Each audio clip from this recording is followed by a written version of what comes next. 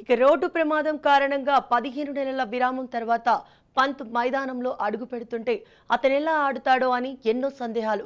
కానీ ఈ ఐపీఎల్ను అతను అదరగొడుతున్నాడు. బ్యాటర్గా ఇప్పటికే మెరుగు ఇన్నింగ్స్లో ఆడిన పంత్ కెప్టెన్గా వికెట్ కీపర్గా గొప్ప నైపుణ్యం చూపించాడు. అతడి బౌలింగ్, ఫీల్డింగ్ వ్యూహాలు అద్భుతంగా పనిచేశాయి.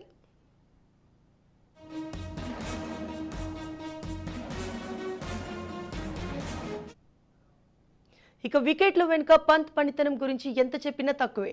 2 చక్కటి క్యాచ్లు అందుకోవడంతో పాటు ఒక ఓవర్లో ఇద్దరిని మెరుగు వేగంతో స్టంపింగ్ చేసి ఔరా అనిపించాడు.